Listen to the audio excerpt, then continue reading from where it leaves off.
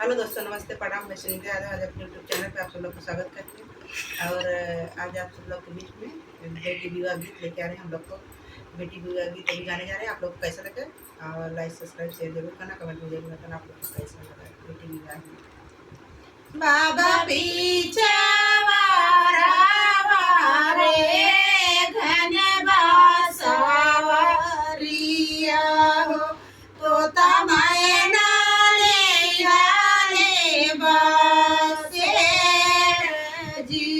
सोई गईले तो तारे सोई गईले माए ना हो सोई गईले गाँवा के लोग जी ये कनाही सोए हो बेटी के पास